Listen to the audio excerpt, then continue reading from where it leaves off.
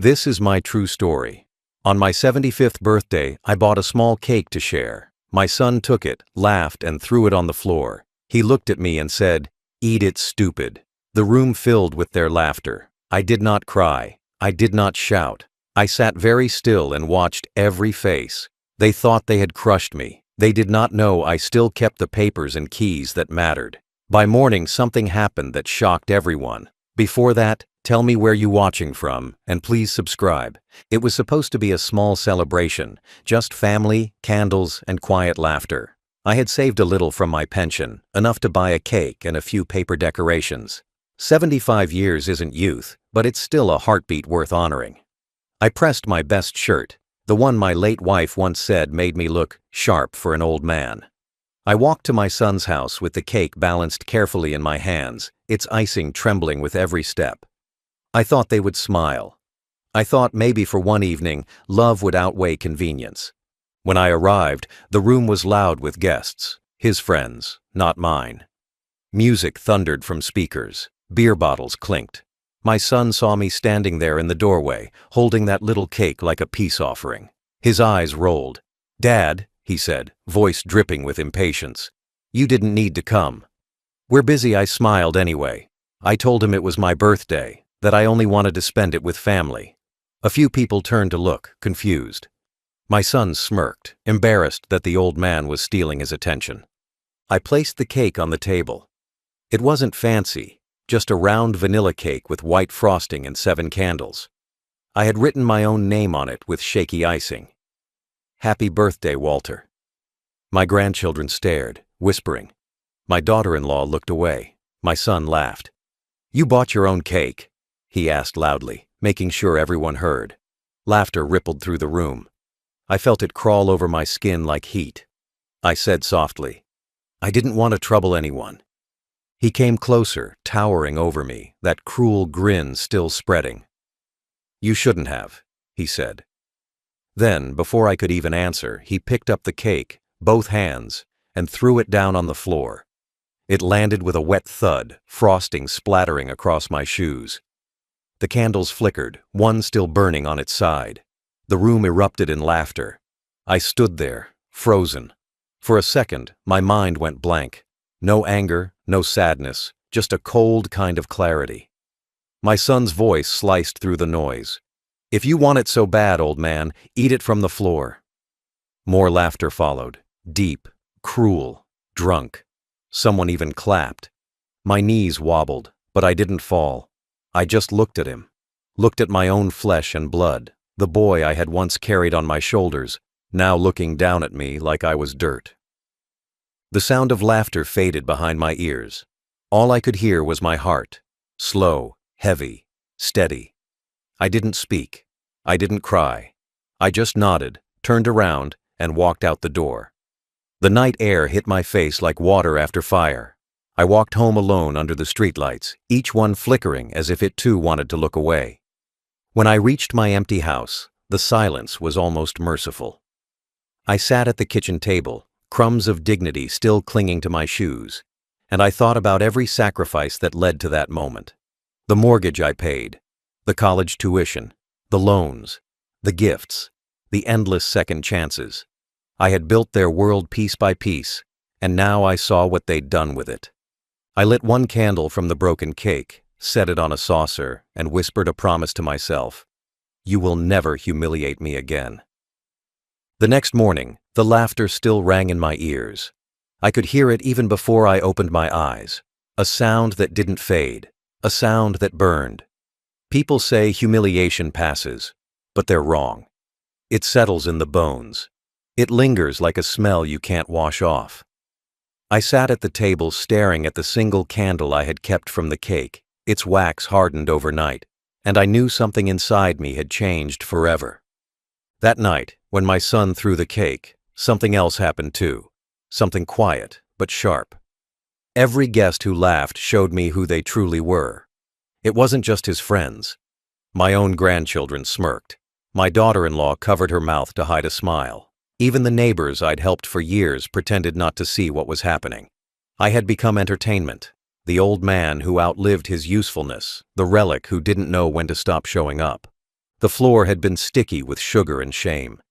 I remember looking down at that cake, the frosting smeared across the tiles, the candles crushed and sputtering. And for a moment, I almost believed I deserved it. That's what years of giving without thanks does to you. It trains you to take disrespect as if it were love in disguise. But as I watched the candlelight die against the floor, something inside me went still. Not broken. Still, like ice forming where warmth used to be. After I left, I walked home through the dark streets.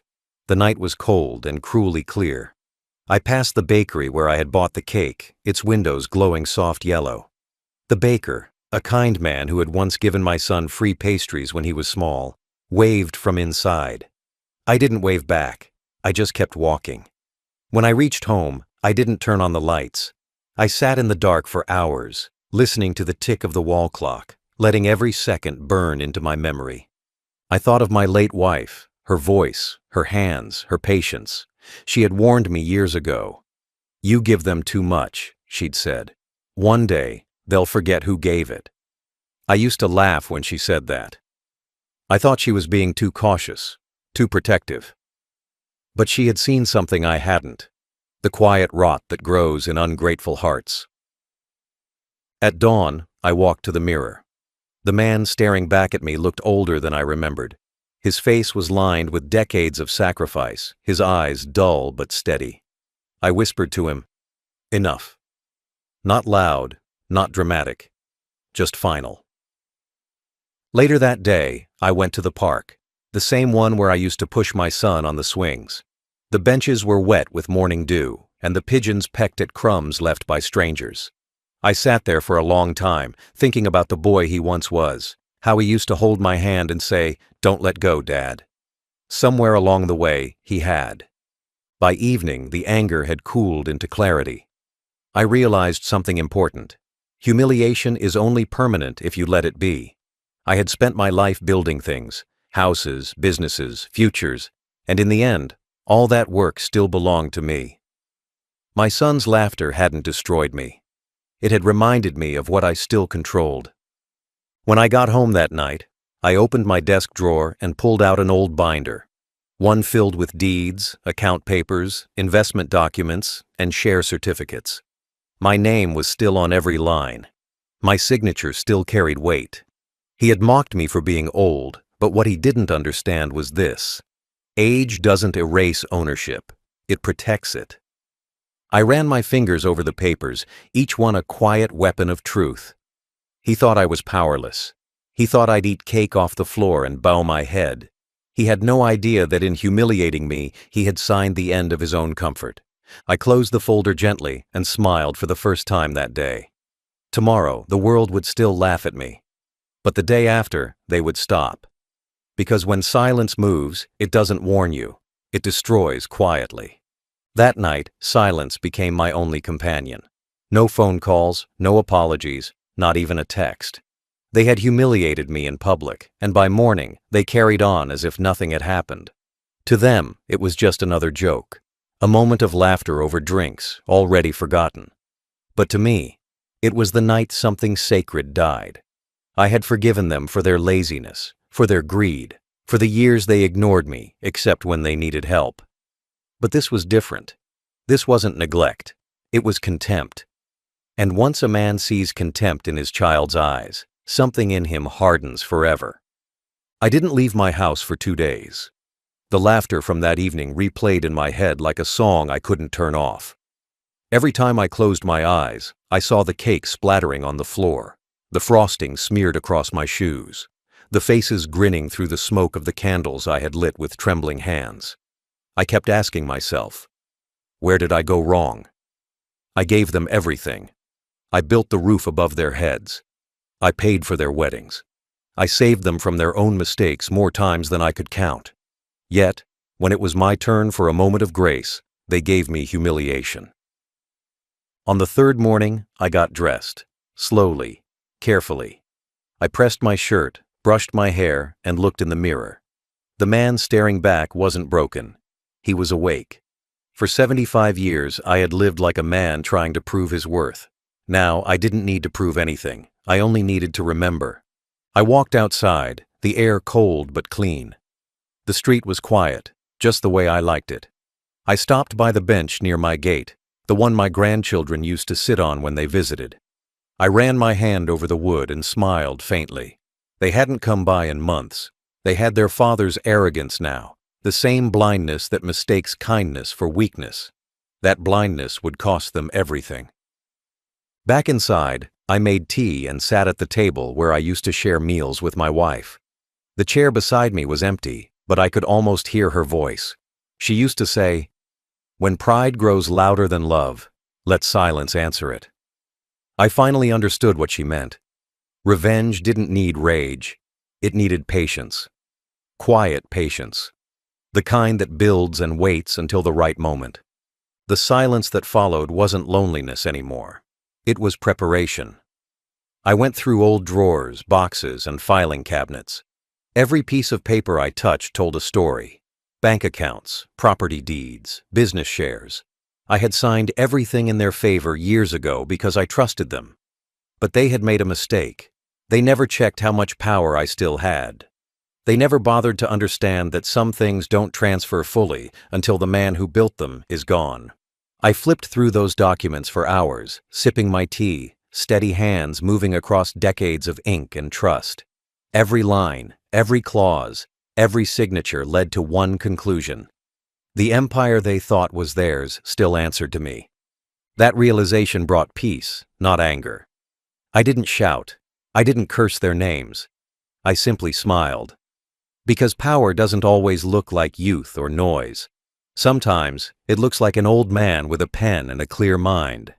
That night, I slept soundly for the first time in years. No dreams, no laughter echoing through the dark. Just calm. By the next morning, I had a plan. Not to punish them. Punishment is too short-lived. I wanted balance. They had taken my dignity in front of strangers. I would take their comfort in front of the world. The silence that followed humiliation became my greatest weapon. While they laughed, I had listened. While they mocked, I had prepared.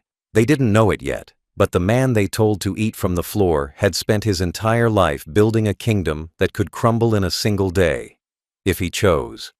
And now, I was ready to choose. When dawn came, the decision was already made. There was no rage in me, no tremor in my hands, no heat in my chest, only a stillness so sharp it could cut glass. That's when you know a man means every word, when he stops shaking. I poured myself a cup of black coffee, sat at my old desk, and looked at the documents I had gathered through the night. For years, I had signed their comfort into existence. Business shares, house titles, joint accounts, properties bought in my name and gifted to them. They thought the world belonged to them. They didn't know every thread still ran back to me. It's funny how arrogance blinds the young. They see an old man and think weakness. They see silence and think surrender. They never realize that age doesn't soften power. It sharpens it. Every deal they ever made, every property they flaunted, every car they drove, all of it came from my hand. My name sat quietly on every paper, a ghost signature waiting for its moment. And now, it had come. I had given them everything once. Now, I would take it all back. I called the bank first. The manager knew me well. We'd met every month for decades. "Mr. Hanley," he said warmly, "I thought you'd retired from all this paperwork." I smiled through the phone. "I did," I told him, "but my sons didn't." He went quiet for a moment, then asked softly, "Do you want the transfers reversed?" "All of them," I said. "Every joint account, every signature. Move the funds into my private ledger, effective immediately." There was a pause, the kind that tells you someone understands the weight of what's being asked. Then he said, "It will be done by morning." Next were the properties, 9 of them in total, scattered across the city. Some under their names, some in trusts I had built decades ago. Each one held clauses they'd never bothered to read, clauses that kept final ownership under my authority until death. And since I was clearly still breathing, I decided it was time to breathe a little life back into my control. I called my lawyer. "Activate every clause," I said. "List all properties for sale." He hesitated. "All of them, sir?" "All," I repeated. "No exceptions. Use the private buyers. While the world woke to routine, my empire began to move, quietly, invisibly. Papers shifted, balances realigned, emails were sent. What my sons didn't know was that power doesn't always roar. Sometimes it whispers through phone lines, glides through ink, and rewrites entire futures before breakfast. By noon, I had transferred everything: funds, deeds, control of businesses, even the vacation property they bragged about online. All of it now rested where it belonged, in my hands. I didn't smile. I didn't gloat. I just sat back, folded my hands, and looked out the window. The sky was the same pale gray as the frosting that had once covered my shoes. The humiliation they gave me had turned into something precise, something clean, a kind of justice only the patient understand. That evening, I wrote a letter. Not to them, to myself. It said, "Today, you chose respect over love. You gave them life, and they gave you shame. You don't owe them forgiveness. You owe yourself peace." I sealed the letter and placed it in the drawer beside my wife's photo. She had always said I was too forgiving. I used to tell her that forgiveness made me strong. But now I realized she was right. Forgiveness makes you soft to people who sharpen their cruelty against it. Outside, the streetlights flickered to life. I poured another cup of coffee and waited, because I knew what tomorrow would bring: panic, confusion, and fear. They would check their phones, open their accounts, and discover that everything they once mocked me for owning had vanished into thin air. It wasn't revenge, it was correction. And when you spend a lifetime building something for others, you earn the right to decide who deserves to keep it. When a man has spent his entire life signing, building, and providing, he learns something most people never do. Real power doesn't come from fists or shouting, it comes from paper. Quiet, plain, legal paper. The kind that doesn't bleed, doesn't argue, and never forgets whose name sits on the last line. I had stacks of it: deeds, titles, contracts, business registrations, all sleeping quietly under my control. My sons had spent years thinking they were kings, but they had been standing on land I still owned. They lived inside homes I had paid for, drove cars I had leased, and spent from accounts I still governed. That morning, I opened the drawer where everything rested and began to work. Slowly, calmly. My pen felt heavier than ever, not from age, but from meaning. I went line by line, document by document, and reclaimed my name from the empire of arrogance I had built for them. Every piece of paper I touched was like erasing another insult, every signature another answer to the laughter that had once filled that room when they told me to eat cake from the floor. I didn't need anger, I had process. First came the bank accounts, joint accounts, family trusts, savings plans. They had grown fat from my years of discipline, but they still pulsed under my control. I called the bank manager again. "Transfer all remaining assets to my private account," I said. "Mark the secondary holders inactive." He didn't ask why. Maybe he could hear something in my tone. Maybe he knew what it meant when an old man finally decides he's had enough. "It'll be done in the next few hours, sir," he said. "Would you like confirmation notifications sent?" "No," I said. "Let them find out the hard way." Then came the homes. I had written the contracts myself years ago, and every clause favored me. I had ensured I retained the right to revoke occupancy or sell at will, just in case. They laughed at me back then, said I was being paranoid. I called the real estate lawyer and told him to list every property under my ownership. "Private buyers only," I said. "Fast transactions. Don't haggle." By noon, the first offers started coming in. One for the house my eldest son bragged about online, another for the summer cottage his wife claimed as her peaceful retreat. Each one sold faster than the next. The signatures were digital, the transfers instant. Years of wealth disappeared from their names and returned to mine in less time than it had taken them to humiliate me. I moved on to the business holdings. They never understood how the shares worked, how control could sit quietly behind small numbers. My name didn't need to be in the spotlight to rule the board. It was in the fine print, the kind they never bothered to read. I had made sure of that. By the time they realized, their positions as directors would be dissolved, their access revoked, their salaries frozen. They had mocked my old-fashioned habits, my insistence on keeping paper records.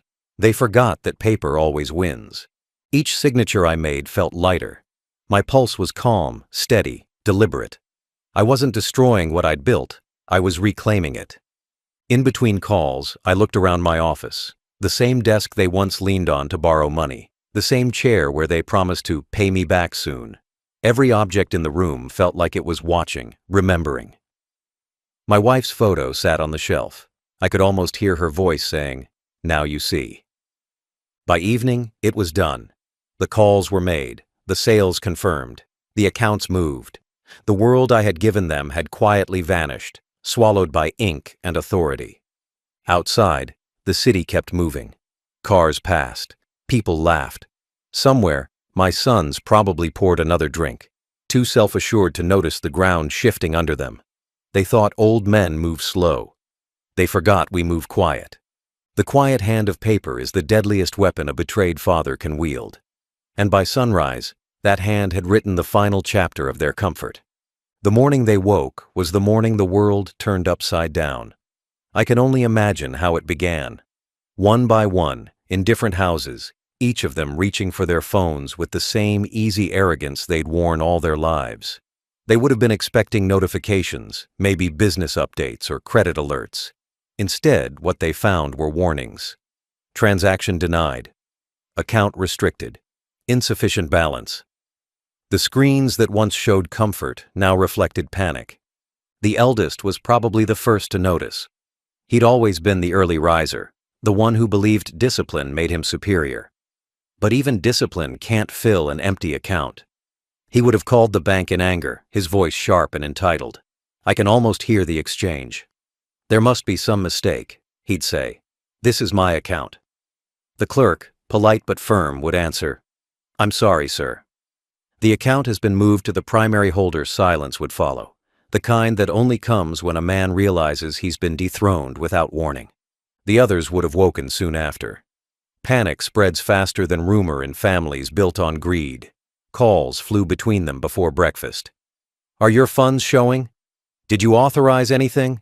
Check the deeds. Check the house." Confusion turned to fury. One of them tried to log into the shared business portal, only to find access revoked. Another went to his office and discovered his name erased from the ownership registry. The eldest's wife screamed when she saw their mortgage notice had changed hands overnight. By noon, the house that once held their pride was no longer theirs. The new owner's agent had already visited, polite and cold, handing over the eviction date. Papers stamped. Signatures verified. All legal. They could shout, they could curse, but the law had no sympathy for arrogance. I wasn't there to see it. I didn't need to be. I knew exactly how it would unfold. I had built every foundation, written every clause. Their downfall was choreographed like a symphony of quiet ruin. And the conductor didn't need to lift a hand. They must have gathered at my eldest's house, faces pale, clothes wrinkled, all talking at once, blaming one another. "You said you handled the paperwork. You told me we owned it. How could this happen?" Somewhere in the middle of that chaos, one of them, maybe the youngest, would whisper my name. The room would go still. Then, slowly, the realization would settle over them like ash. The old man they mocked, the one they made crawl through humiliation, had done this.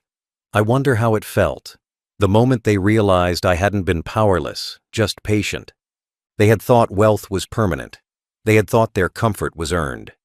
But they had forgotten one simple truth. Nothing built on disrespect survives. By mid-afternoon, the phone calls began. I didn't answer. I watched the screen light up again and again, each name flashing like a ghost from a life I no longer recognized. I poured myself tea and let it ring. Their panic was music, the same pitch as their laughter that night, only reversed. Soon, they arrived at my doorstep. All of them. The same 9 men who had stood around that cake laughing. Only now their laughter was gone. Their suits looked tired, their eyes hollowed by disbelief. I could see the fear in their posture, the kind of fear that comes when men realize the person they mocked has rewritten the world without lifting his voice. They pounded on the door, shouting, pleading, "Dad! Please, open up! This has gone too far." But I stayed seated by the window, calm, watching the afternoon light fade. I didn't need to see them. I wanted them to feel what I had felt. The silence after humiliation, the cold of being ignored by someone you depended on. When they finally stopped knocking, I knew the lesson had landed. Their wealth was gone, their pride stripped, and all I had done was press a few keys and make a few calls. The same hands they once mocked had written their end. That morning, they woke as kings. By sunset, they were beggars, and I didn't lift a single finger in anger. By evening, the world had already started whispering. Neighbors peeked through their curtains, reporters called the lawyers, and word spread faster than they could deny it. 9 proud sons stripped of everything overnight. The story made its way across town in hushed conversations and curious looks. Some said it was a market crash. Others said fraud. But the truth was simpler. Pride finally met the man who built it. I called it balance. From my small house on the hill, I watched the sunset glow over the roofs that no longer belonged to them. The same skyline I had once looked upon with pride was now quiet, humbled, and reset. The balance of power had shifted back to where it began. To the man who built it brick by brick, dollar by dollar, sacrifice by sacrifice. They had mocked my patience, laughed at my silence, but they had never understood it. Silence isn't weakness. It's storage. It's where strength waits until the right moment to move. That day, the world learned what it looks like when patience finally collects its debt. Each of my sons tried to explain it away. The bank made a mistake. The lawyers tricked us. Someone hacked the system. They couldn't accept that their own father had been the architect of their collapse. They had spent their lives believing I was too old to think, too kind to fight, too forgiving to retaliate. But there's a special kind of intelligence that comes with time. The kind that doesn't argue, it observes. And when the right moment comes, it doesn't strike, it erases. The press called it the Hanley reversal. They made it sound like an accident, a mysterious shift in ownership. None of them knew that it wasn't chance. It was design. My design. I'd spent my final working years building systems that could outlive me. Foundations, trusts, corporate clauses, and private agreements, all structured around a single rule. Only respect sustains ownership. The moment disrespect appeared, the ownership reverted. Every one of them had signed it. None of them had read it. When the lawyers called me that afternoon to confirm the process was complete, I said only 2 words. "Thank you." Then I hung up. I didn't need celebration. The silence that followed was more satisfying than any applause. Across town, chaos reigned. Cars were repossessed, credit lines frozen, properties auctioned off to names they didn't recognize. They shouted at banks, threatened attorneys, begged for explanations. But every signature, every clause, every piece of paper was theirs. They couldn't blame anyone but the mirror. I went for a walk that evening, cane tapping softly on the road. The air smelled of spring, of new beginnings. People who had once overlooked me now nodded respectfully. They had read the news. They knew. Some whispered as I passed. "That's him." The old man who outsmarted them all. But I didn't feel pride. I felt peace.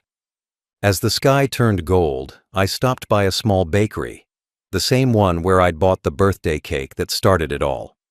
The owner, a kind man with flour-dusted hands, looked at me in surprise.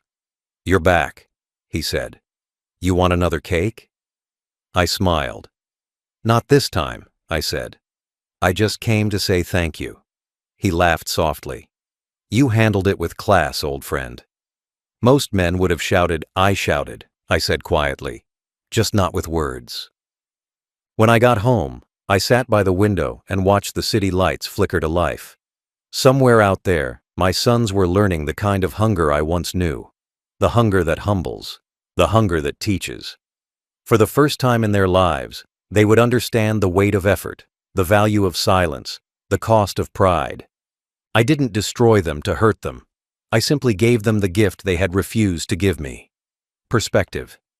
The reversal wasn't revenge. It was restoration. It didn't take long for them to find me. By the third day, all 9 of my sons stood outside my gate, stripped of everything they thought was untouchable. Their cars were gone, their fine suits replaced with yesterday's shirts. Pride had left their eyes. What replaced it was something far quieter: desperation. The same voices that once barked commands and laughter now trembled like cold wind. I watched them through the window for a long moment, sipping my tea. I had imagined this day so many times, not with anger, but with patience. It had finally arrived. They knocked, timidly at first, then louder. "Dad!" one of them called. "Please, just talk to us." I didn't answer. They kept shouting my name, voices cracking, words tripping over guilt. When the youngest said, "We're sorry," I almost smiled. The word sorry had never sounded so fragile. I stood up, straightened my shirt, and walked to the door. The hinges creaked as I opened it, slow and deliberate, letting them see me. Calm, steady, alive. They froze. For a moment, no one spoke. It was like seeing ghosts, only I was the ghost they couldn't bury. The eldest, red-eyed and pale, stepped forward. "Father, please," he said, his voice breaking. "You've made your point. We've lost everything. The businesses, the houses, the accounts, it's all gone. But you don't have to do this. We're still your sons." I looked at him, at all of them. 9 men I had once carried on my shoulders, now standing like strangers. "Sons," I said quietly. "You remember that word now?" One of them started to speak, but I raised my hand, and silence fell. "You laughed while I stood in the middle of the room covered in cake," I said. "You told me to eat it off the floor. In front of my grandchildren, in front of strangers. You made my birthday a circus. That night, you buried what little respect I had left, and now you come to me because your gold has turned to dust." They stared at the ground. No one dared to meet my eyes. The youngest wiped his face. "We didn't mean it like that," he mumbled. I nodded slowly. "No, you meant it worse." The eldest stepped forward again. "Dad, we'll make it right. We'll start over. Just give us another chance." "Start over?" I repeated, letting the words hang between us. "You started over when you threw my dignity to the floor. I already gave you a lifetime of chances. You wasted every one of them, the angriest, suddenly snapped.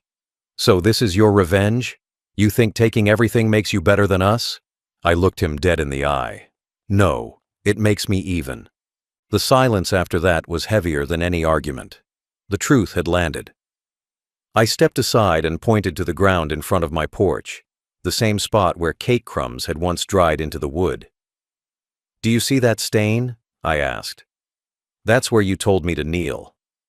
That's where you told me to eat what was left of my pride. So tell me, sons, why should I feed your pride now?" None of them spoke. Some turned away, others began to cry. I sighed, tired more than angry. "I didn't do this to destroy you," I said softly. "I did it to remind you. Everything you owned was built by these hands, the same ones you mocked for shaking. You forgot who built your comfort. You forgot what respect looks like. So I took it away, so you could remember." They begged then, quietly, brokenly, asking for forgiveness, asking for mercy. But mercy without respect is wasted. I handed them each an envelope. "These are your futures," I said. "Inside, there's nothing but a list of what you lost. Read it and understand what it means to earn it." The eldest opened his and froze. Inside, a single sentence was printed on the page. "You will never know hunger if you learn humility." I turned, walked back inside, and closed the door. Through the wood, I heard sobs. I didn't smile. I didn't feel proud. I just felt done. That night, the house was quiet. The kind of quiet that feels final. I sat in my chair by the window, staring at the lights flickering across the town. Somewhere out there, my sons were wandering the same streets they once ruled, clutching papers instead of power. I could still hear faint echoes of their voices from earlier, the pleading, the disbelief, the shame. It had taken a lifetime to reach that silence, and now that it had arrived, it didn't feel like victory. It felt like closure. I had nothing left to say, nothing left to prove. I'd watched their arrogance rot from the inside, watched their laughter turn to panic, watched the same men who once mocked me now begging for crumbs of mercy. But mercy had already been spent years ago, when I forgave their small cruelties, their forgotten birthdays, their careless words. What they did with that cake wasn't the beginning. It was the last straw on decades of quiet disrespect. And now, every account, every key, every title had been reset to zero, not by rage, but by law. After the confrontation, I packed a small suitcase. Just a few clothes, my old watch, and a single photograph. My late wife smiling, the only person who had ever seen me fully.